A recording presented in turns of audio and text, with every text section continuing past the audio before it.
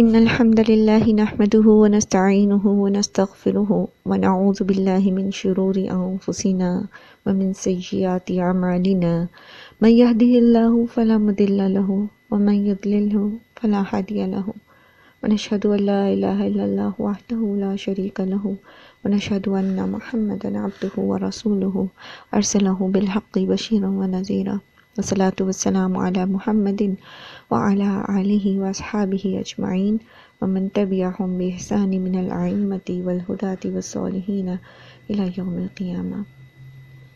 رب اشرح لي صدری ويسر لي أمری واحلل عقدة من لسانی يفقهوا قولی ربنا زدنا علما اللهم فقهنا في الدین آمین یا رب العالمین۔ السلام علیکم ورحمۃ اللہ وبرکاتہ۔ ہم لوگوں نے اب آیت نمبر 17 جو تھی وہ کر لی تھی، اور اس میں اللہ سبحانہ و تعالیٰ نے منافقین کی مزید جو ہے وہ وضاحت مثالوں کے ذریعے کی تھی کہ منافقین کا رویہ جو ہے وہ کیا ہے، یعنی اسلام کے متعلق ان کے رویے کیا ہیں۔ آیت نمبر 17 میں اللہ تعالیٰ نے 17 اور 18 میں جو اعتقادی منافق ہیں ان کے بارے میں بتایا کہ ان کا حال یہ ہے کہ انہوں نے جب نبی صلی اللہ علیہ وآلہ وسلم مدینہ میں آئے اور آپ صلی اللہ علیہ وآلہ وسلم نے اسلام کی دعوت دی، اسلام کی شمع روشن کی، تو ہر چیز یعنی حق اور باطل جو تھی وہ بالکل الگ الگ ہو گئی، واضح ہو گئی۔ اب انہوں نے بائی چوائس یعنی خود بائی چوائس جو ہے انہوں نے گمراہی کو پسند کیا، جیسے پیچھے بھی ہم نے پڑھا نا ان کے بارے میں کہ انہوں نے کیا کیا، انہوں نے اس طرح وہ ضلالت بالہدا کر لیا، ٹھیک ہے، ضلالت خرید لی ہدایت بیچ کے، تو پرپزلی جان بوجھ کے انہوں نے گمراہ رہنا پسند کیا۔ تو پھر کیا ہوا، اللہ تعالی نے جو ان کی سوجھ بوجھ تھی وہ ان سے چھین لی، بالکل ایسے ہی جیسے ہم نے اس میں پڑھا تھا کہ جو کافر ہوتے ہیں ان کے دلوں پہ مہر لگ جاتی ہے۔ کافروں کے دل پر مہر کیوں لگی تھی؟ وہاں پر بھی اللہ سبحانہ و تعالیٰ نے اپنی طرف منسوب کیا تھا کہ ختم اللہ علی قلوبہم، ٹھیک ہے، اللہ نے ان کے دلوں پر اور ان کی سماعت پر مہر لگا دی۔ تو اس میں ہم نے بہت اچھے سے سمجھا تھا، اس بات کو سمجھ لیا تھا، انڈرسٹینڈ کر لیا تھا کہ اللہ تعالیٰ زبردستی کسی کے دل پر مہر نہیں لگا دیتے۔ ایسا نہیں ہوتا کہ اللہ تعالیٰ بس ایسے ہی رینڈملی کسی کو ہدایت سے محروم کر دیں، بلکہ احادیث کے ذریعے اور دیگر باقی ڈسکشن کے ذریعے ہم نے اس چیز کو سمجھا تھا، قرآن کے ہی ریفرنسز کے ذریعے، کہ دل کی یہ کیفیت جو مہر لگنے کی کیفیت ہوتی ہے، اصل میں انسان کے اپنے گناہوں کی وجہ سے ہوتی ہے۔ وہ جتنے گناہ کرتا رہتا ہے، بار بار گناہ کرتا ہے، اور پھر کیا ہوتا ہے، اس کا دل جو ہے وہ ہدایت کے لیے بند ہو جاتا ہے۔ اور اللہ تعالیٰ نے اپنی طرف اس کو منسوب کیوں کیا؟ اپنی طرف منسوب کیوں کیا کہ اللہ نے مہر لگا دی؟ کیونکہ یہ اللہ نے انسان کے اندر فطرتاً ایک یہ چیز رکھی ہے کہ جو اعضاء وہ استعمال نہیں کرتا وہ آہستہ آہستہ ناکارہ ہو جاتے ہیں۔ تو اگر انسان ہدایت کے حصول کے لیے اپنی سمع اور بصر کو استعمال نہیں کرتا، اپنے دلوں کو استعمال نہیں کرتا غور و فکر کے لیے، تو وہ دل پھر ہدایت کے راستے کے لیے ناکارہ ہو جاتے ہیں۔ تو یہ اصل میں بیسکلی مہر لگ جانا ہے۔ یہی سیم کنڈیشن یہاں پر ہے۔ ذہب اللہ بنورہم، اللہ ان کا نور لے گیا، وترکہم فی ظلمات لا یبصرون، اور اللہ نے ان کو اندھیروں میں چھوڑ دیا اور وہ نہیں دیکھ پاتے۔ اندھیروں سے مراد کیا ہے؟ ہم نے پچھلی کلاس میں ڈسکس کیا تھا نا کہ اندھیرے کیا ہیں، کس چیز کے اندھیرے ہیں؟ جہالت کے، خود غرضی کے، تعصب کے، شرک کے، کفر کے، دنیا پرستی کے، ٹھیک ہے۔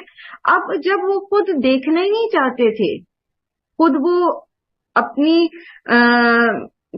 جو ان کی قوا تھے، جو ان کی اللہ تعالیٰ نے ان کو دیا تھا غور و فکر کرنے کے لیے دماغ دیا تھا، جو اللہ نے ان کو چوائس دی تھی، تو انہوں نے اس کو حق کے لیے استعمال ہی نہیں کیا، کرنا ہی نہیں چاہتے تھے، تو پھر اللہ تعالیٰ نے بھی ان کو زبردستی ہدایت نہیں دی۔ یہ بالکل ایسے ہی ہے جیسے روشنی تھی، اسلام روشن تھا، اسلام کی شمع روشن تھی، لیکن انہوں نے آنکھیں بند کر دی۔ اب ایک باہر اگر سورج چڑھا ہوا ہے اور بندہ ہی آنکھیں نہ کھولے تو اس کو کچھ دکھائی تو نہیں دے گا نا. تو یہ بالکل ایسی ہی کیفیت ہے کہ انہوں نے ہدایت لینی نہیں چاہیے اور اللہ کسی کو زبردستی ہدایت دیتا نہیں.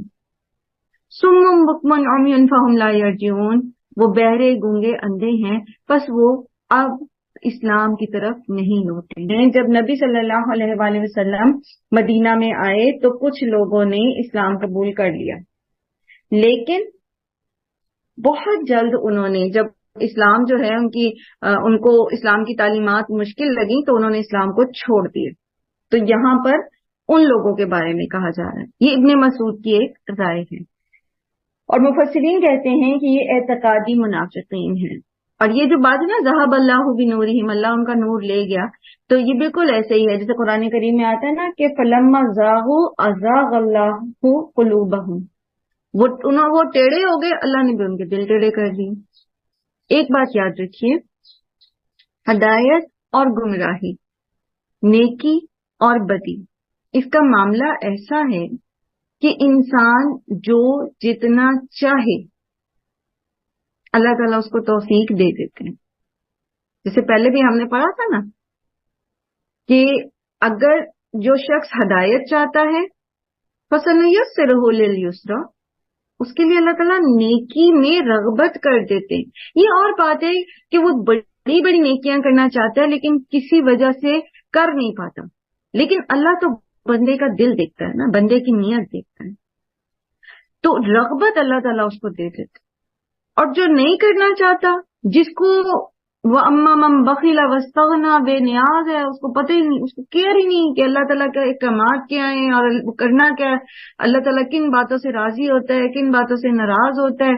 تو اللہ تعالیٰ کہتے ہیں فَسَنُيَسِّرُهُ لِلْعُسْرَىٰ، وہ جو تنگی کا راستہ ہے نا، جو آخر ایٹ دا اینڈ تنگی کی طرف لے کر جائے گا، اس کو جہنم کی تنگ گھاٹیوں کی طرف لے کر جائے گا، ہم اس کے لیے وہ آسان کر دیں گے، اس کو اسی میں رغبت ہوتی چلی جائے گی. تو دس از آل ڈپینڈ آن آور انٹینشنس، ہم کیا چاہتے ہیں. جہاں تک دنیا کا معاملہ ہے تو وہ تقدیر کے مطابق ملے گی، لیکن جہاں تک ہدایت کا معاملہ ہے وہ ہماری تڑپ کے مطابق ملے گی. جتنا ہم مانگیں گے، جتنا ہم اپنے نفس کو قابو کرنا چاہیں گے، جتنا زیادہ ہم اللہ سے دعا کریں گے، جتنا ہم اس کے لیے تڑپیں گے، اتنا ہی ہمیں وہ ملتا چلا جائے گا. اور جتنا ہم لاپرواہ رہیں گے، پرواہ نہیں کریں گے، سوچیں گے نہیں، مانگیں گے نہیں، تڑپیں گے نہیں ہدایت کے لیے، وہ نہیں ملے گی. ہدایت ایک ایسی چیز ہے جو بے مانگے نہیں ملتی، اس کے لیے انسان کو اللہ کے حضور سجدہ ریز ہونا ہی پڑتا ہے. پھر آگے دوسری قسم کے منافقین کی بات ہو رہی ہے. او یا کصیبن، سیب کہتے ہیں بارش کو، کا مانند، جیسے اوپر پڑھا تھا نا ہم نے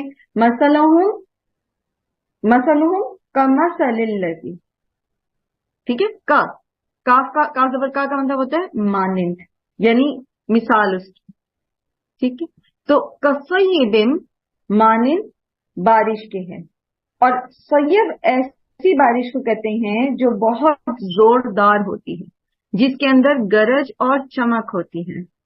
ٹھیک ہے، سیب کون سی بارش ہوتی ہے؟ جس میں بہت زیادہ گرج اور چمک ہوتی ہے. من السماء، آسمان سے. اب یہ دوسری مثال آ رہی ہے.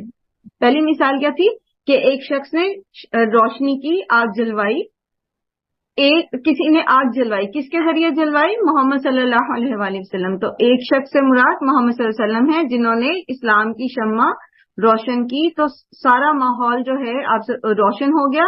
لیکن پھر کیا ہوا؟ جنہوں نے اسلام قبول نہیں کرنا تھا، منافقت اختیار کرنی تھی، تو پھر اللہ تعالیٰ نے ان کو زبردستی ہدایت نہیں دی، انہوں نے اپنی آنکھیں بند کر لیں، تو اللہ نے بھی ان کو پھر توفیق نہیں دی کہ وہ آنکھیں کھول سکیں. ٹھیک ہے، تو یہ تو تھے اعتقادی منافق. اب دوسری مثال آگے آ رہی ہے. یا پھر ایسے جیسے زوردار بارش ہو آسمان سے، فیہ، اس میں ہے، ظلمات، اندھیرے. یہاں پر بارش کی جو مثال دی گئی ہے، تو بارش سے مراد جو ہے وہ اسلام کے احکامات ہیں. یعنی جس طرح وحی آسمان سے اتر رہی ہے نا، بارش بھی کہاں سے اتر رہی ہے؟ آسمان سے. تو وحی کے ذریعے کیا آ رہے ہیں؟ احکامات. یہ مدنی صورت ہے نا، اور مدنی صورتوں میں احکامات نازل ہوئے ہیں. آپ کو ملیں گے مدنی صورتوں میں زیادہ تر احکامات آتے ہیں، مکی صورتوں میں احکامات نہیں ہے سوائے نماز وغیرہ کے، مختصر وہ بھی. مدنی صورتوں میں زیادہ ڈوز اینڈ ڈونٹس ہیں. تو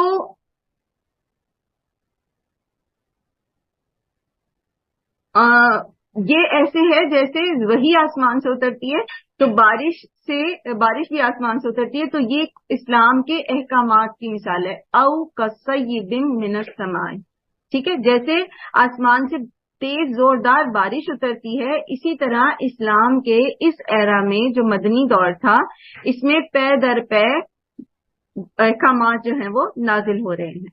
فیہ، اس میں ظلمات اندھیرے ہیں. اور یہاں ظلمات جو ہیں، اندھیروں سے مراد جو ہے وہ جو ان کی اپنی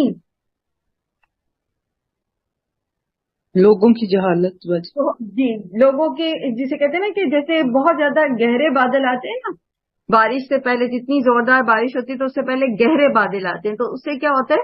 اندھیرا ہو جاتا ہے. تو ان کی اپنی جو ان کی جہالت ہے، اور اس میں گھٹن کا احساس ہوتا ہے اس اندھیرے میں، ان کی منافقت کا اندھیرا ہے، یا ان کی جہالت اور شرک کا اور دنیا پرستی کا. تو بالکل بارش جیسے برسنے سے پہلے گھٹن ہوتی ہے، ایک بادل آتے ہیں اور اس کی اندھیرا ہوتا ہے، تاریکی ہوتی ہے، تو وہ اس میں مثال ہے.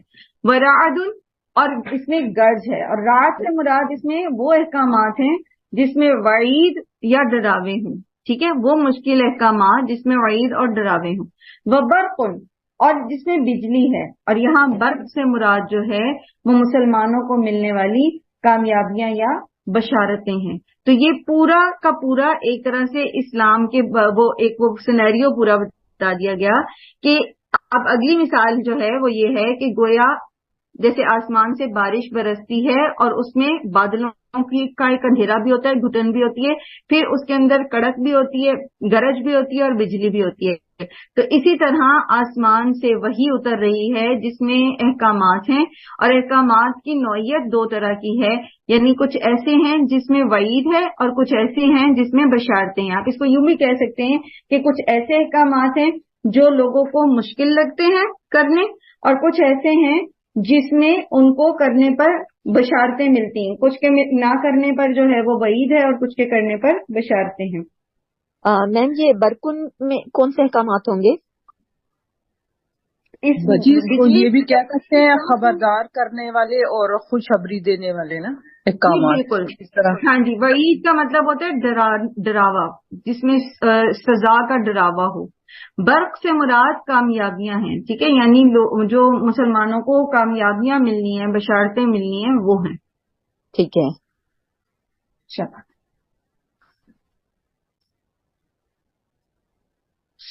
یہ جو آلونا وہ ڈال لیتے ہیں اصابعہم، انگلیاں اپنی. وہ اصابع جو ہے یہ جمع ہے اصبعن کی. اصبعن کہتے ہیں انگلی کا جو اوپر والی پور ہوتی ہے.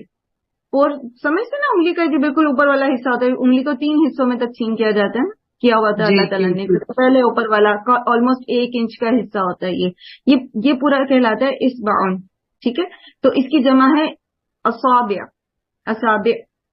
تو یہ قریباً اس کی جو لینتھ ہوتی ہے نا، یہ 2.5 سینٹی میٹر یا 1 انچ سمجھ لیجیے ہوتی ہے. تو یہی لینتھ جو ہے نا، یہ آپ کی ایئر کنال کی ہوتی ہے. ایئر کنال جس میں سے ساؤنڈ ٹریول کرتی ہے. تو یہ جب بجلی چمکتی ہے، اب آپ تھوڑی دیر نا بارش میں چلے جائیں، اپنے آپ کو بارش والے ماحول میں لے جائیں. جب تیز بارش ہو رہی ہو گرج اور چمک کے ساتھ، تو جب کڑاکے کی بجلی کڑکتی ہے تو اس وقت کیا کرتے ہیں پھر لوگ یا چھوٹے بچے کیا کریں گے؟ وہ کانوں میں انگلیاں ٹھونس لیتے ہیں، انگلیاں ڈال لیتے ہیں نا. تو یہ جو اصابع ہوتی ہے نا، یہ پوری ایئر کنال کو بند کر دیتی ہے، تو آواز پھر اندر نہیں جا سکتی، ساؤنڈ ویوز اندر نہیں جا سکتی. تصور کیا آپ نے کہ کیا بنا؟ कुछ तस्वुर में आया कि आप बारिश में हैं बाहर और गरज चमक वाली बारिश है, तो जब जोरदार कड़ाके की आवाज आती है तो फौरन क्या करते हैं, कानों में उंगलियां डाल लेते हैं। हाथ रखने से क्या होता है, कान बंद करते हैं तो आवाज आती है, लेकिन अगर आप पूरी की पूरी ये उंगली अंदर कान में ये पोर पूरी डाल लेते हैं, टाइट बंद कर लेते हैं, बिल्कुल एक कार्क की तरह, जैसे बोतल का मुंह कार्क से बंद कर दें, वो एयर टाइट बंद हो जाता है। इसी तरह एयर कैनाल के अंदर अगर ये उंगलियां डाल लेते हैं तो क्या होगा, वो एयर टाइट बंद हो जाते हैं, फिर उसमें आवाज नहीं जाती, साउंड वेव्स नहीं जाती। ये तसव्वुर कर सके आप लोग के नहीं? अभी जी हुआ, जहन में एक तसव्वुर बन गया, बने कि नहीं? मैं आपको उस सिचुएशन में लेके जाना चाह रही हूँ कि सूरत हाल क्या थी। समझ में आ रही है बात? जी मैम। हाँ जी। अब हुआ ये कि ये मुसलमान हो गए। जब मदीना में नबी सल्लल्लाहु अलैहि वसल्लम गए तो कुछ लोग जो थे वो मुसलमान हो गए, बड़े अच्छे लग रहे हैं जी, वो बदर की जंग भी जीत गए हैं और माल गनीमत भी मिल रही है, बड़े राजी हैं, खुश हैं।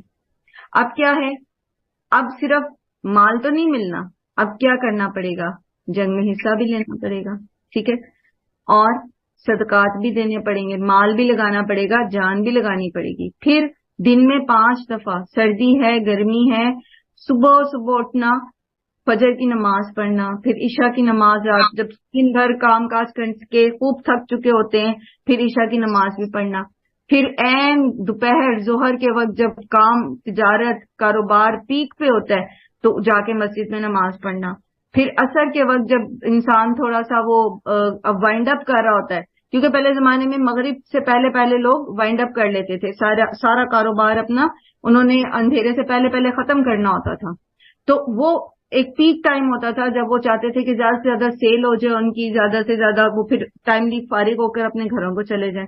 एन उस टाइम असर की कॉल आ जाती थी। तो अब ये चीजें जब उन्होंने देखी कि ये भी करना पड़ेगा तो वो फिर उनको बहुत मुश्किल लगी। अब जब तो थे आते आसान आसान अहकामात जिनमें उनको जान और माल का इतना खतरा नहीं होता था, तो वो मारे बंदे कर लेते थे,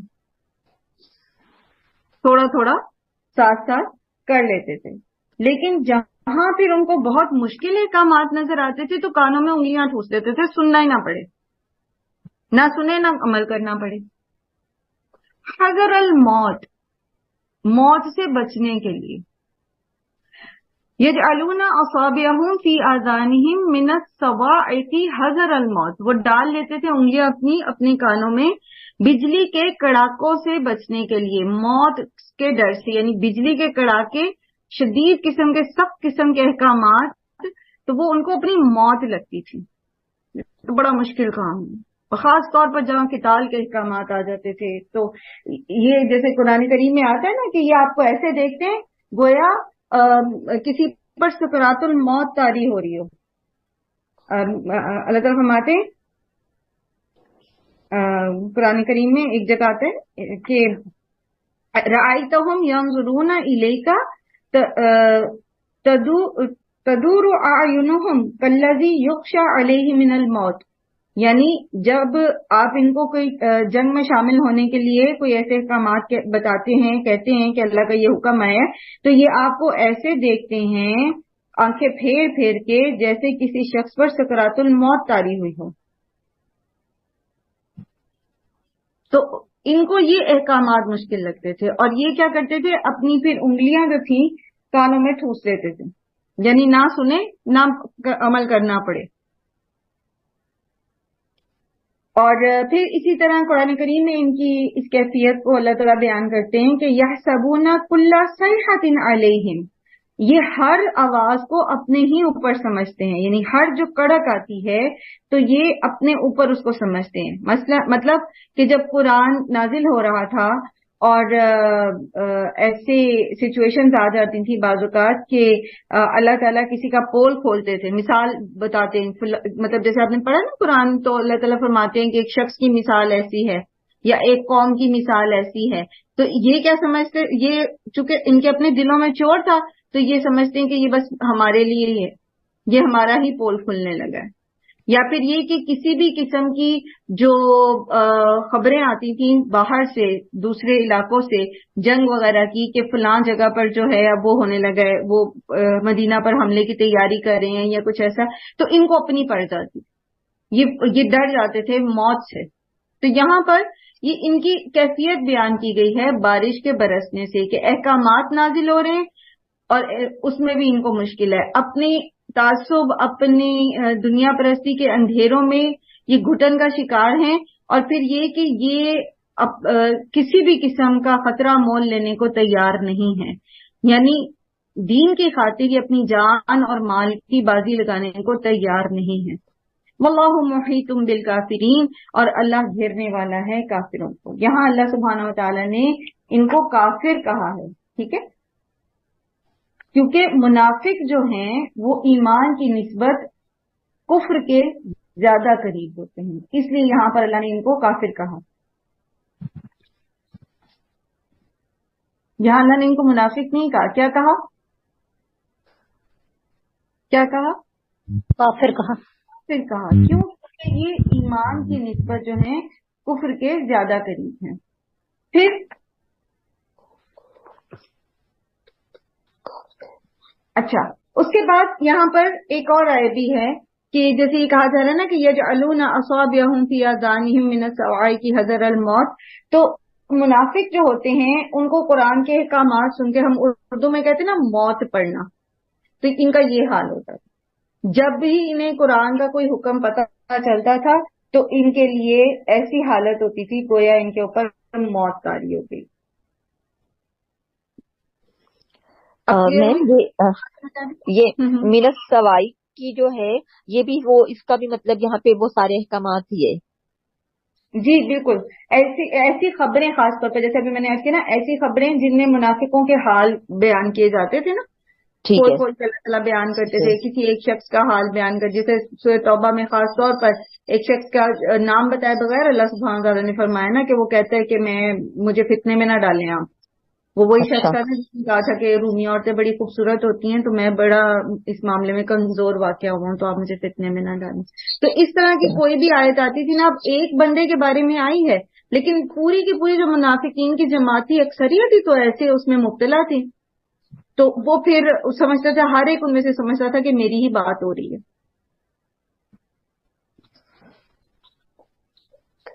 پھر اچھا، یہاں تک بات کلیئر ہو گئی. یہ دوسری طرح سے مثال دے کر سمجھایا گیا ہے کہ منافقوں کے اعمال جو ہیں یا ان کا جو رد عمل ہے قرآن سے ریلیٹڈ، احکامات سے ریلیٹڈ، تو وہ کیا ہوتا ہے؟ وہ یہ ہوتا ہے کہ جب بارش کی طرح احکامات آ رہے ہوتے ہیں، قرآن آپ سیکھنا شروع کرتے ہیں، پڑھنا شروع کرتے ہیں، اب پتہ چلتا ہے یہ غلط ہے، یہ غلط ہے، یہ صحیح ہے، یہ آپ کی نفس پہ گراں گزر رہا ہے، وہ آپ کی معاشرتی روایات کے خلاف ہے، تو یہ گھبرا اٹھتے ہیں، یہ ہم کیسے کر سکیں گے، یہ تو بہت مشکل ہے، یہ ہم سے نہیں ہوتا. تو احکامات کے اگینسٹ ان کا رد عمل کیا ہے وہ اس مثال میں یہاں پر سمجھایا گیا ہے. واللہ محیط بالکافرین، اللہ تعالیٰ خوب گھیرنے والا ہے کافروں کو. یعنی اوپر سے تو یہ جو مرضی بنے رہیں، دیندار بنے رہیں، مسلمان بنے رہیں، اپنا جو بھی فیس یہ لوگوں کے سامنے بنائے رہیں، اللہ تعالیٰ ان کو خوب اچھے سے جانتا ہے، ان کے اندر باہر سے جانتا ہے، اور وہ جانتا ہے کہ ان کی نیتیں کیا ہیں اور ان کے احوال کیا ہیں. پھر آگے اللہ سبحانہ وتعالیٰ ایک اور مثال سے وضاحت کرتے ہیں. یہی جو پیچھے عملی منافق ہیں نا، جو دوسری ابھی جو ہم نے آیات پڑھی ہیں، یہ بیسیکلی عملی منافقوں کے بارے میں. پہلی دو جو تھی 17 اور 18 وہ اعتقادی منافقین کے بارے میں تھی. تو یہ جو آیت نمبر 19 ہے یہ عملی منافقین کے بارے میں، اعمال سے ریلیٹڈ ہے نا، جب انہیں عمل کرنا پڑتا تو ان کی کیا حالت ہوتی ہے. تو اس کو فردر اللہ سبحانہ تعالیٰ پھر ایکسپلین کر رہے ہیں کہ یکاد البرق، قریب ہے کہ بجلی کی چمک، یقطع وہ اچک لے، ابصارہم نگاہیں ان کی.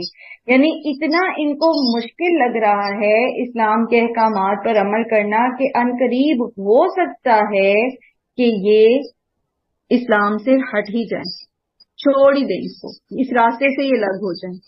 یکاد البرق، قریب ہے کہ بجلی، یقطع ابصار، ان کی نگاہیں اچک لے. جیسے بہت زور کی بجلی چمکتی ہے ایک دم تو کیا ہوتا ہے، آنکھیں تھوڑی دیر کے لیے خیرہ ہو جاتی ہیں نا، بالکل ایسے چندھیا جاتی ہیں، تو اللہ تعالیٰ فرماتے ہیں کہ ہو سکتا ہے، قریب ہے کہ بجلی کی چمک سے یہ کیا کریں گے، یہ چھوڑ دیں گے اس راستے کو.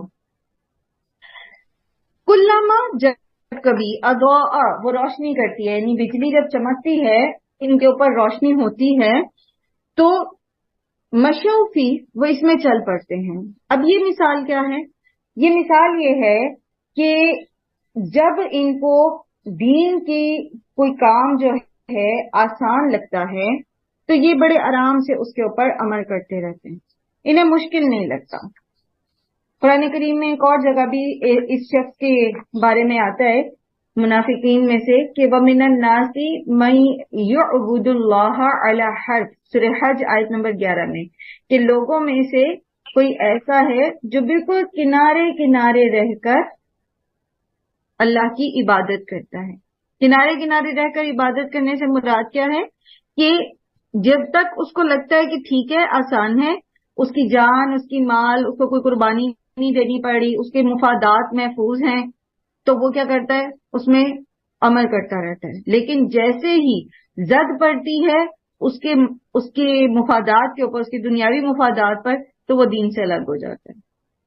اس کو آپ بالکل اس طرح سمجھ سکتے ہیں جیسے ہمارے معاشرے میں ہوتا ہے، لوگ دین کو بائی چوائس لیتے ہیں. جو چیز پسند آتی ہے، جو چیز آسان لگتی ہے وہ لے لیتے ہیں، اور جو چیز گراں گزرتی ہے، مشکل لگتی ہے، تو اس کو چھوڑ دیتے ہیں. کوئی مثال آپ دے سکیں گے اس بات کی؟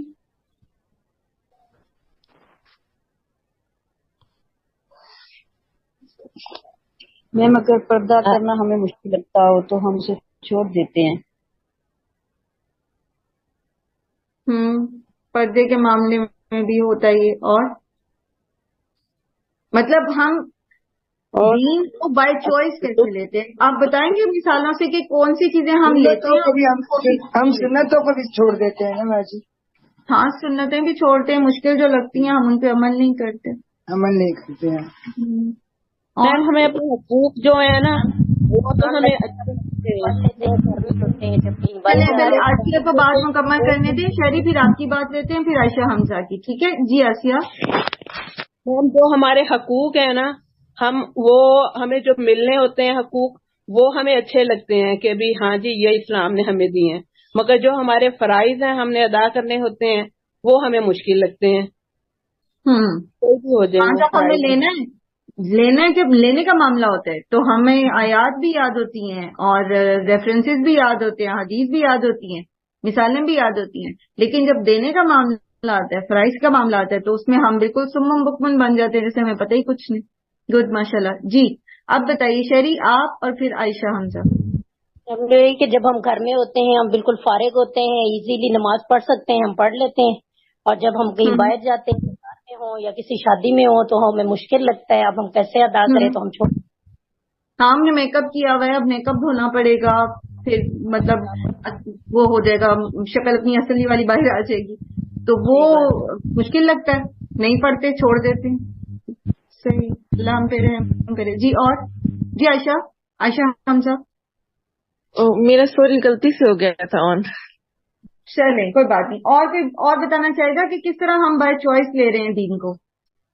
میم شادی بیاہ پہ یا پوتی وغیرہ پہ آج کل جیسے یہ مطلب 30واں وہ 7واں اور 10واں اور 40واں یہ رسمیں اگر نہ کریں گے تو لوگ کیا کہیں گے، اور شادی بیاہ پہ دھوم دھام سے نہ کریں گے تو لوگ کیا کہیں گے. یہ چیز بہت میٹر کرتی ہے. مطلب یہ کہ ہم دین بائی چوائس لے رہے ہیں، اس کے پیچھے وجہ ہے لوگ، ایسے؟ جی بالکل ایسے ہی. کچھ معاملات میں یہ بھی ہے کہ ہم صرف لوگوں کی باتوں سے بچنے کے لیے اور لوگوں کی جو ہے وہ تعریف لینے کے لیے، دونوں طرح سے ہم کچھ کام کر رہے ہیں جو اللہ کی رضا کے خلاف ہے. گڈ. اور اللہ تعالیٰ ہم پہ رحم کریں اور ہم نرمی سے ہماری اصلاح فرمائیں. جی مثال، اگر آپ مثالیں دیں گے نا تو واضح ہو جائے گا کہ ہم کیا کر رہے ہیں اور ہمیں یہ نہیں کرنا. کیونکہ اللہ تعالیٰ فرما رہے ہیں نا کہ کلما اضاء لهم مشوا فیہ، جب روشنی ہو جاتی ہے आसानी होती है चलने में तो चल पड़ते हैं। व इजा अज़लमा अलैहिम, और जब वो उन पर अंधेरा कर देती है यानी बिजली की चमक खत्म हो जाती है तो ये रुक जाते हैं, खड़े हो जाते हैं। जब तक आसानी है काम करते रहते हैं, जहां मुश्किल आती है खड़े हो जाते हैं, दीन में रुक जाते हैं, इनकी प्रोग्रेस रुक जाती है दीन में, इनका ईमान रुक जाता है। तो वो क्या क्या काम है जो हम कर रहे हैं इस तरह। मदीना के तो जो मुनाफिक कर रहे थे वो तो हमने देख लिया, वो तो हमें समझ आ गई कि वो किस तरह के थे, लेकिन हम तो नहीं इस कैटेगरी में आ रहे। असल मकसद तो हमारा ये कि हमें पता चले कि हम ना ये करें। ठीक है जी, उम्मे आतिफ आप कुछ कहना चाह रही हैं? मैं ये कह रही थी कि एक दफा इत्तेफाक हुआ मुझे किसी महफिल में जाने का कि मिलाद हो रही है, तो उसने देखा क्या होगा, तो जब नमाज का टाइम हुआ तो हम सब ने कहा कि नमाज का टाइम हो गया, तो वो कहती है नमाज तो रोज ही पढ़ती है, तो नबी सल्लल्लाहु अलैहि वसल्लम की सुन्नत पे अमल कर रहे हैं हम, तो ये है कि नमाज बाद में पढ़ लेंगे, मसला कोई नहीं है, आप बेशक बैठे रहे। इन्ना लिल्लाहि व इन्ना इलैहि राजिऊन। बिल्कुल ऐसा होता है, बिल्कुल ऐसा होता है कि वो, अच्छा ऐसा क्यों है लोग मिलाद मना के ज्यादा खुश होते हैं बाजमात नमाज पढ़ना या नमाज की पाबंदी करने से? जी मैम भी कुछ कहना चाहती थी। जी जी जी मैम, ये बहन ने बताया ना, ये बिल्कुल सही कह रही हैं कि जब भी मिलाद होता है और वो दूसरे उठ के नमाज पढ़ लेंगे, और जो मिलाद पढ़ रही होती हैं, जो कर रही होती हैं, वो नहीं पढ़ती। और दूसरी बात मैम, ये भी लोग बहुत कहते हैं दीन के साथ दुनिया भी रखनी पड़ती है, फलानी चीज है, उसमें दीन पीछे चला जाता है और दुनिया को आगे रख लेते हैं। बिल्कुल, ये जो हमारा जुमला है ना, और हम समझते हैं हम बड़े मतलब बहुत कामयाब लोग हैं अगर हम दीन के साथ साथ दुनिया भी चलाते हैं, यानी दीन और दुनिया दोनों को चलाते हैं, हम बहुत कामयाब हैं।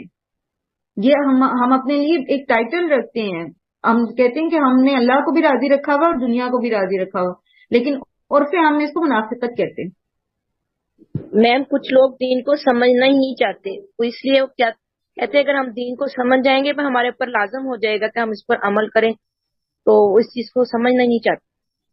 और पता है आपको, सूरह निसा आयत नंबर 78 में अल्लाह सुब्हानहू तआला ने मुनाफिकीन की ये सिर्फ बताई है, फमा लिहाउलाई ला यफ़क़हूना फ़िद्दीन, क्या है इन लोगों को कि ये दीन को समझते नहीं है। क्या बात है इनको, ये दीन को क्यों नहीं समझते, ये मुनाफिक हैं, मुनाफिकों की निशानी है।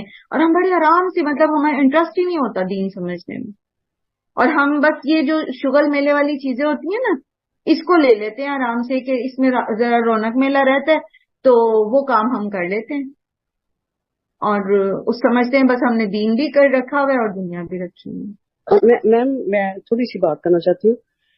पहले हमें इतना मैम इल्म नहीं था, तो फंक्शन वगैरह ऐसे ही होते थे, मेहंदी के भी, ये भी। तो जब मैं कुरान से जुड़ी, मैं काफी अच्छे से जुड़ी इससे, तो अब मेरे लिए मुहाज खड़ा हो गया है, सब रिश्तेदार एक तरफ ये नहीं कि हो गया, मैं मेहंदी वगैरह ये इनको अवॉइड कर रही हूँ। मगर वही जुमला मुझे बार बार मिलता है कि चलिए कोई बात नहीं, इस्लाम में ये कब मना है, थोड़ी बहुत बंदा खुशी कर सकता है, इसमें क्या है, ये ढोलक वगैरह या ये या वो। तो बड़ा मुझे तो बहुत इस चीज में ना, अब मैं तो बड़ी अपसेट रहती हूँ। बहरहाल मैं अपने डटी हुई हूँ, कोशिश मैं पूरी कर रही हूँ कि वो भी इस लाइन पे आए, मगर बहरहाल ये बड़ी मुश्किल होती है। वो यही कहती है कि नहीं, इतनी सख्ती नहीं है इस्लाम में, सख्ती नहीं है ये, कि अपनी तरफ से वो बनाए जाते हैं कि नहीं दुनिया भी साथ चलती है, इसमें कोई हर्ज नहीं है।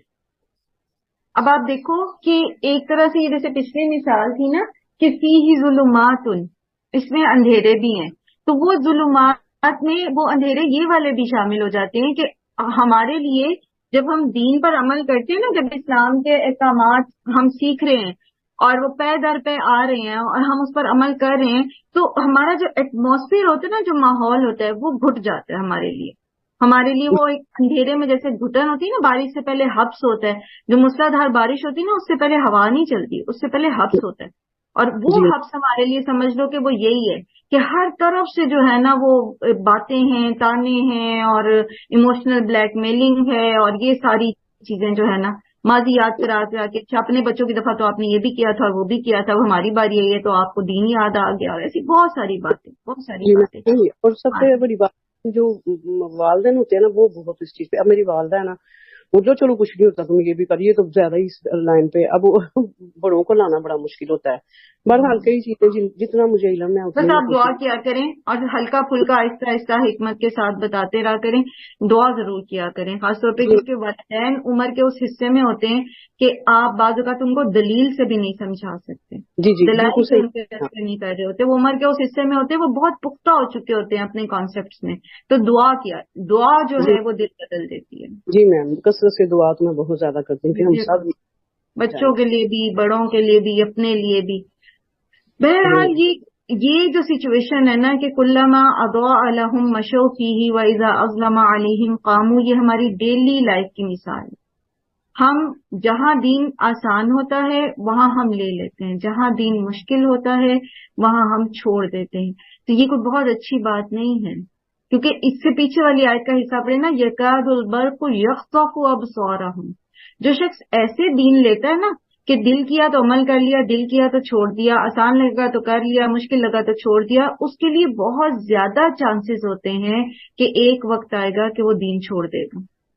वो फिर एतकादी मुनाफिक बन जाएगा कि जुबान से तो ला इलाहा इल्लल्लाह कहेगा लेकिन सीने में उसके दीन नहीं होगा, सीने में उसको कुछ नहीं पता होगा, उसके दिल में ईमान नहीं होगा। और ऐसी बेशुमार मिसालें होंगी आपके इर्द गिर्द, जो लोग जिनको दीन के बारे में फहम ही नहीं, शऊर ही नहीं है, हत्ता कि नमाज कायम करने का शऊर नहीं है, रोजे के बारे में नहीं पता, बुनियादी बातें रोजे के मुतालिक नहीं पता, क्योंकि उनका वो आहिस्ता आहिस्ता आहिस्ता आहिस्ता एक नस्ल के बाद दूसरी नस्ल के बाद तीसरी नस्ल, वो बिल्कुल दीन से गायब, कुछ भी नहीं पता। उन्हें सिर्फ ये पता है कि हम मुसलमान हैं और ला इलाहा इल्लल्लाह पढ़ते हैं, बस दैट्स इट। जैसे हमने बोस्निया की मिसाल देखी थी ना कि बोस्निया में लोगों को ये तक नहीं पता था कि नमाज पढ़ते कैसे। जिस वक्त उनपे ये टूटा है रशिया, तो वो नस्ल दर नस्ल जो हैं वो वहां पर लोग ऐसे थे कि लोगों तक दीन का कुछ भी नहीं पहुंचा था, सवाए इसके कि उनके नाम मुसलमानों जैसे थे, उन्हें नहीं पता था कुछ भी। वो सारे का सारा यूरोप जो रशिया का कल्चर था वो वही अपनाए हुए थे, उसी तरह की ड्रेसिंग, उसी तरह की बोलचाल, उसी तरह का खाना पीना, पता ही नहीं हलाल क्या है हराम क्या है, कुछ नहीं पता। तो एक वक्त अगर हम बाय चॉइस पे रहेंगे ना दीन पे, तो एक वक्त ऐसा हो सकता है कि अगर हम नहीं, नाउज़ुबिल्लाह सुम्मा नाउज़ुबिल्लाह, हमारी अगली नस्ल या उससे अगली नस्ल बिल्कुल दीन से हट जाए, उन्हें पता ही ना हो कि दीन क्या है। ये बहुत खतरनाक चीज है, ये जो अमली मुनाफिकत है ये बहुत खतरनाक चीज है। अल्लाह ताला फरमाते हैं वल्लाहु शाअल्लाहु लज़हबा बिसमअहिम व अबसारिहिम, अगर अल्लाह चाहता तो अल्लाह ले जाता है इनके कान और आंखें। जैसे वो सुम्मुम बुकमन उम्युन हो गए थे ना, ज़हबल्लाहु बिनूरिहिम, अल्लाह ताला ने उनसे इस्तिताअत ही छीन ली क्योंकि उनकी चॉइस ही नहीं थी, तो अल्लाह ने फिर उनको दी भी नहीं। तो अल्लाह ताला फरमाते हैं कि अगर अल्लाह चाहता तो इन लोगों को भी, ये जो कभी अमल करते हैं कभी नहीं करते, इनको भी अल्लाह ताला वैसे ही सुम्मम बुकमन बना देता। लेकिन ऐसा अल्लाह की सुन्नत नहीं है, अल्लाह कर सकता है लेकिन अल्लाह ताला ऐसा करते नहीं है, क्योंकि अल्लाह का तरीका नहीं है कि अल्लाह ताला जबरदस्ती किसी को भटका दे। जो जितना लेना चाहता है, जैसे शुरू में मैंने अर्ज किया ना कि जितना आप अपनी झोली फैलाएंगे ना, अपना दामन फैलाएंगे, उतना ही आपको मिलेगा। तो ये इतना अमल करना चाहते हैं आसान आसान सा, तो अल्लाह ताला इनको बस इतने पे रखता है, इनको जबरदस्ती अल्लाह ताला पूरे का पूरा दीन में दाखिल नहीं करता, और ना ही अल्लाह ताला जबरदस्ती जितना थोड़ा थोड़ा ये अमल कर रहे हैं उस पे से हटा देता है, इनको जबरदस्ती नहीं हटाता। लेकिन टेक्निकली फिर ये होता है कि आहिस्ता आहिस्ता आहिस्ता आहिस्ता लोग फिर बिल्कुल ही दीन से दूर हो जाते हैं। इन्नल्लाह अला कुल्ली शैइन कदीर, अल्लाह सुब्हानहू व तआला हर चीज के ऊपर कुदरत रखने वाला है।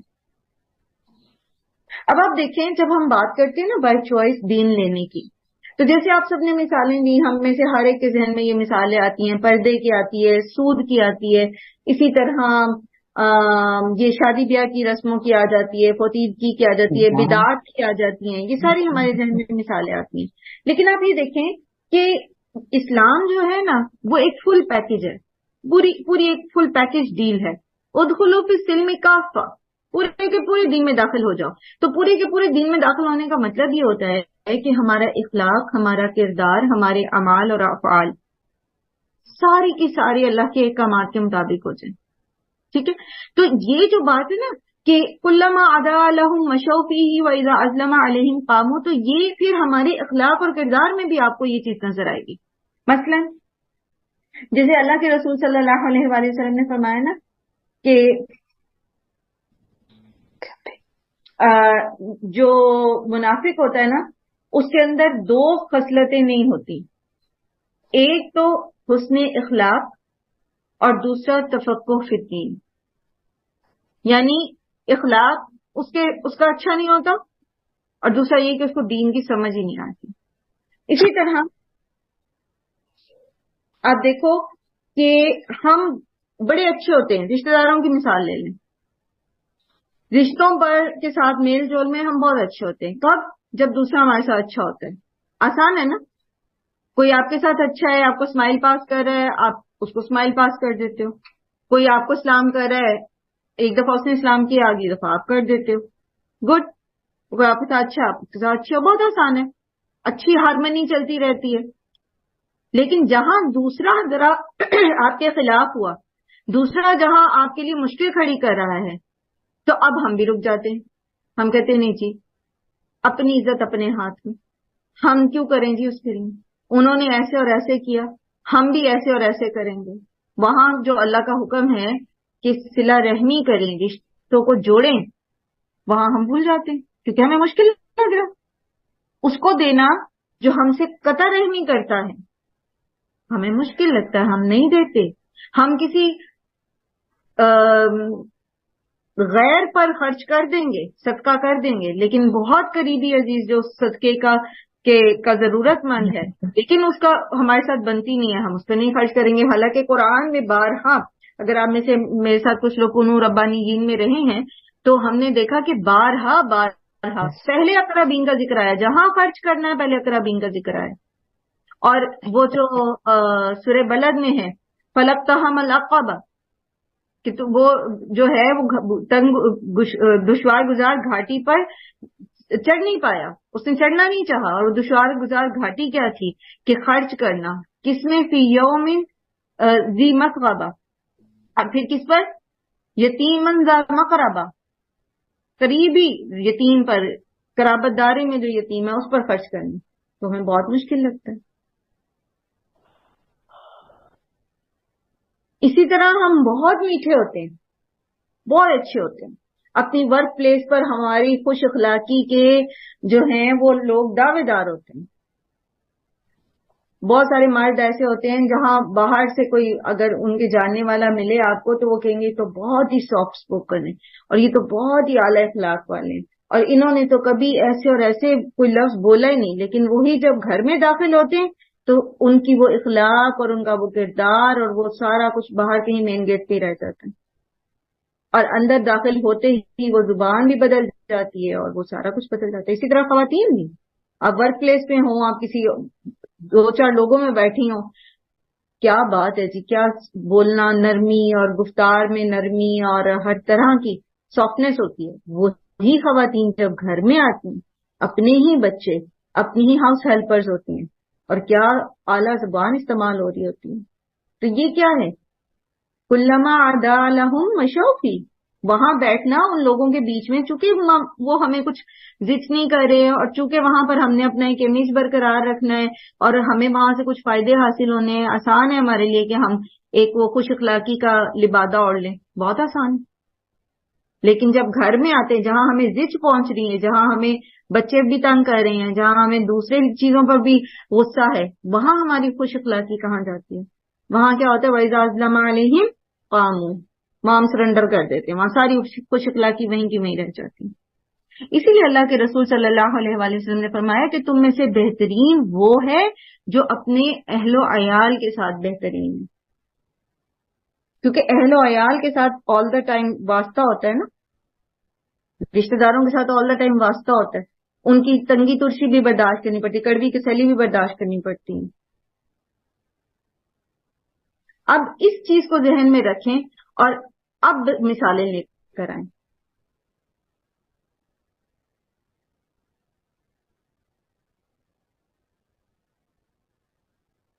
अब इस चीज को हम मिसाल के साथ समझेंगे तो हम अपने ऊपर अप्लाई करेंगे ना। अच्छा, मैं एक और मिसाल देती हूँ, शायद आपके लिए आसानी हो जाए।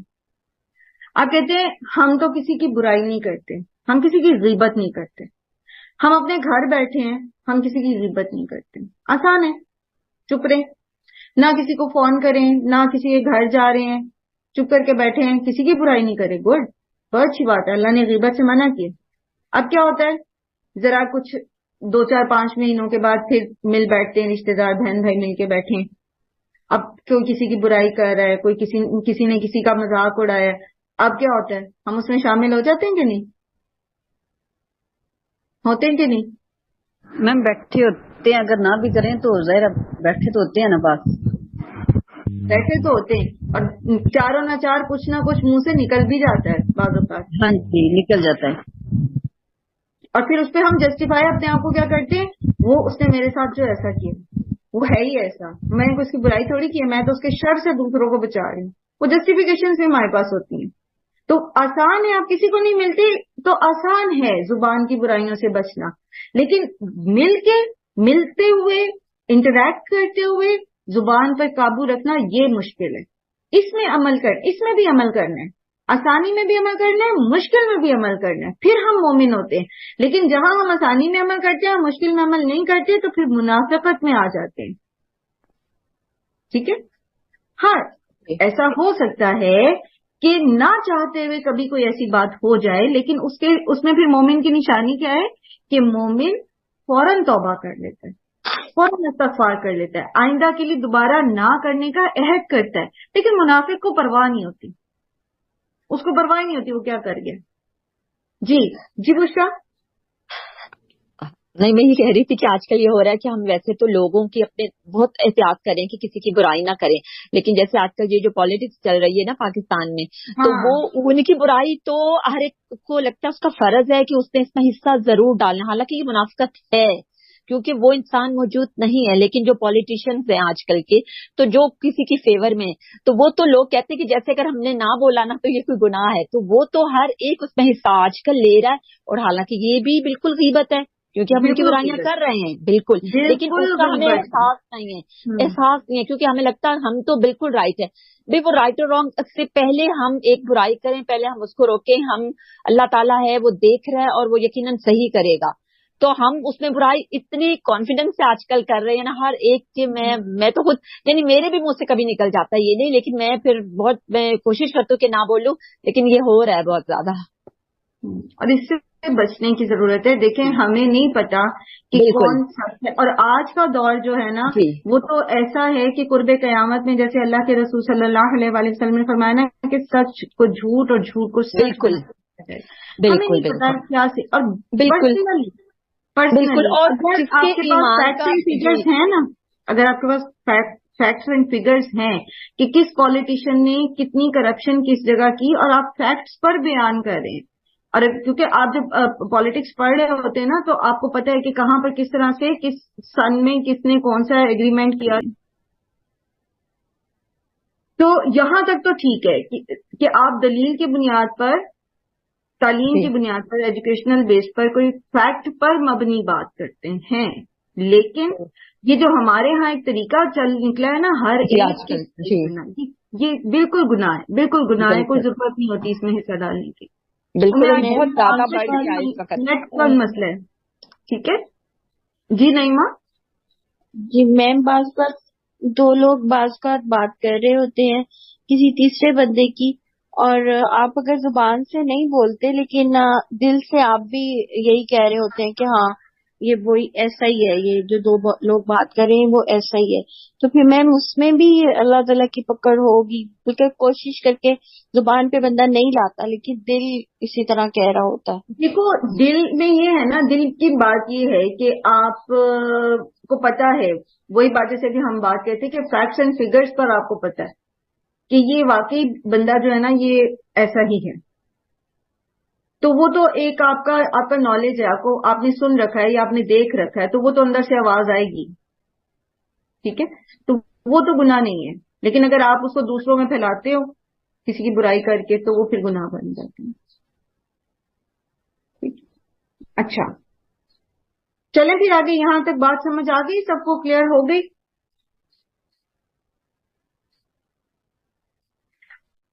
इसमें एक चीज याद रखिए कि हमने यहाँ पर देखना ये है कि हम कौन सी कैटेगरी में आ रहे हैं। हम मुत्तकीन की कैटेगरी में आ रहे हैं, या ठीक है अल्हम्दुलिल्लाह हम काफिर नहीं है, और अल्हम्दुलिल्लाह हम एतकादी मुनाफिक भी नहीं है, क्योंकि एतकादी मुनाफिकत जो है वो कुफ्र निफाक होता है, बेसिकली वो भी कुफ्र ही की एक किस्म है। तो अल्हम्दुलिल्लाह ये तो हम नहीं है। फिर आ जाती है बात अमली मुनाफिकत की। तो अब दो कैटेगरीज रह गई हैं, या तो हम मोमिन हैं या फिर हम नाउज़बिल्लाह सुम्मा नाउज़बिल्लाह अमली मुनाफिक हैं। तो अब इसमें हमें काम करना अपने ऊपर, क्योंकि जैसा कि हमें पता है कि हमारी ये क्लास जो है वो तज़किया बिल कुरान की क्लास है। हमने इसमें इसके साथ अपना तज़किया करना, अपने आप को प्योरीफाई करना है, अल्लाह सुब्हानहू तआला के अहकामात के मुताबिक अपने आप को ढालना है। तो अब हमें ये देखना है कि हमारी जो है वो हम किस क्लास के अंदर आ रहे हैं। इसमें फिर हम थोड़ा सा इसको दोबारा डिस्कस करते हैं इस तरह से कि हम मुनाफिक, जो अमली मुनाफिकत है ना, उसको थोड़ा सा और एलेबोरेट कर लेते हैं, आसानी से इसको समझने की कोशिश करते हैं, ताकि हमारे अंदर अगर वो बातें हैं तो हम उसको निकाल दें। सबसे पहले वही बात जो हमने बारहा अभी तक पढ़ ली, झूठ, अमानत में खयानत।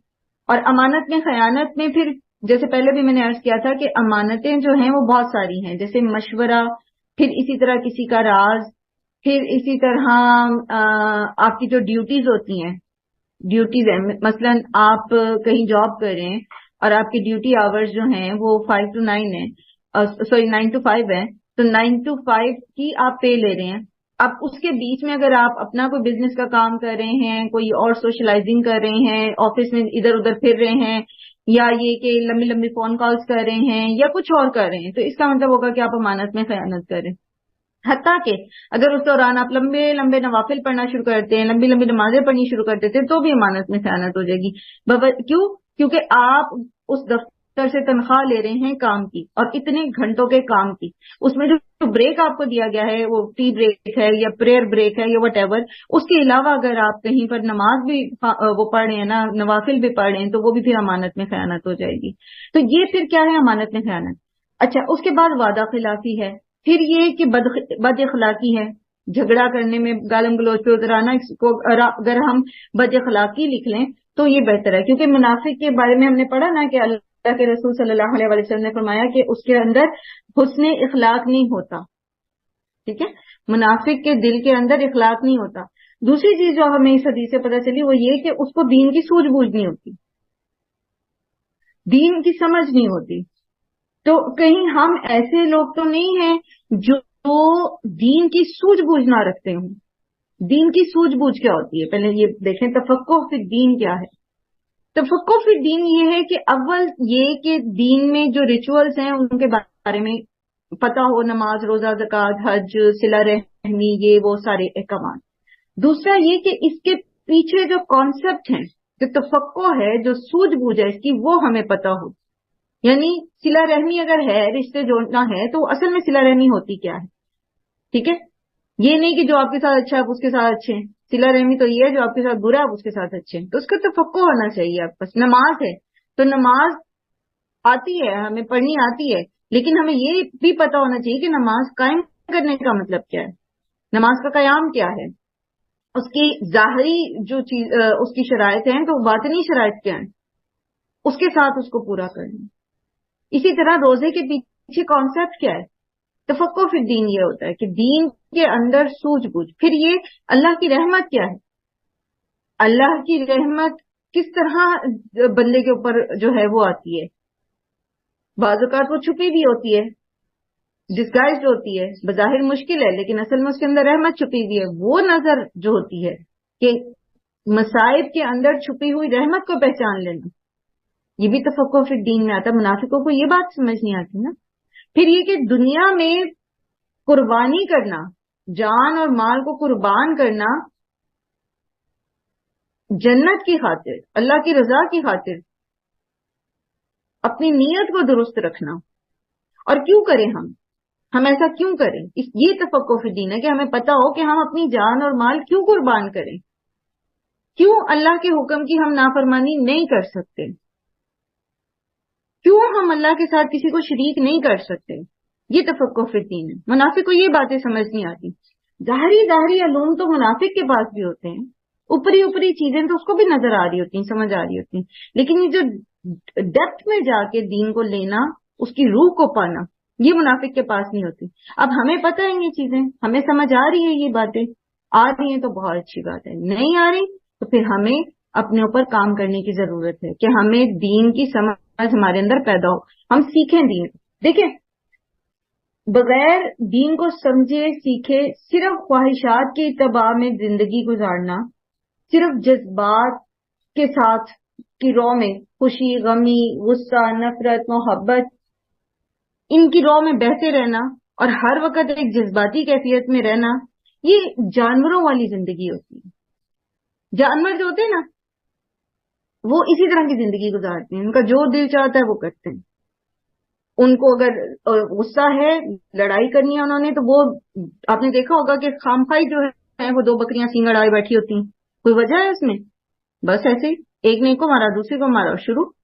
کوئی وجہ نہیں تھی اس کے پیچھے لڑائی کی، محض لڑائی. اسی طرح انسان بھی اگر ہر وقت ایک جذباتی کیفیت میں رہتا ہے، اس کو پتہ ہی نہیں ہے، محبت پہ اترتا ہے تو وہ نچھاور کر ہی جائے گا، اس میں حلال حرام کی حدیں توڑ دے گا. غصے میں آیا تو وہ وہاں اوپر پیک پہ چلا گیا کہ اس میں حلال حرام بھول جائے گا. کسی سے نفرت کرنے پر آیا تو وہ اتنا ایکسٹریم پہ چلا گیا کہ پتہ ہی نہیں کہ نفرت میں کس حد کو توڑ رہا ہے. اسی طرح خوشی ہے، غمی ہے. تو یہ جو جذبات ہوتے ہیں نا، انسان کی آنکھوں کے اوپر پردہ ڈال دیتے ہیں. تو پھر وہ دین کی سوجھ بوجھ نہیں آتی، اس کو سمجھ نہیں آتی، پھر وہ زندگی دین کی سوجھ بوجھ کے ساتھ نہیں گزار سکتا. تو ہم نے اپنے آپ کو قرآن کی تعلیمات کے ذریعے سکھانا ہے ایموشنل مینجمنٹ، کیونکہ ہم تبھی اللہ کے فرمانبردار بن سکتے ہیں جب ہمیں اپنی کیفیات کو قابو کرنا آتا ہوگا، اور جب ہمیں جانوروں کی طرح زندگی نہیں گزارنی، جب ہمیں یہ شعور آ جائے گا کہ ہم نے جانوروں کی طرح نہیں کہ دنیا میں آئے، کھایا پیا، شادی کی، بچے پیدا کیے اور چل دیے دنیا سے. تو یہ تو جانور بھی کرتے ہیں. ہم نے یہ نہیں کرنا، ہم نے اس خاص مقصد کے لیے جس کے لیے اللہ تعالیٰ نے ہمیں دنیا میں بھیجا ہے، ہم نے وہ پورا کرنا. ہم نے اللہ کی عبادت کا حق ادا کرنے کی کوشش کرنی ہے، اور اس کو کس طرح سے کرنی ہے؟ احسن طریقے سے کرنا ہے. یہی ہمارا ٹارگٹ ہے، اس کلاس کا ٹارگٹ بھی یہی ہے کہ اس طریقے سے ہم اپنی زندگیوں کو اللہ کی فرما برداری کے بیچ میں لے کر آئیں.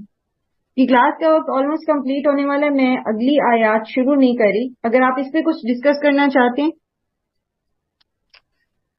میم مجھے یہ پوچھنا تھا کہ وہ ہم یعنی پیچھے ہم نے کافی پڑھا نا عبداللہ بن ابی کے بارے میں، تو پھر اس کا انجام کیا ہوا تھا؟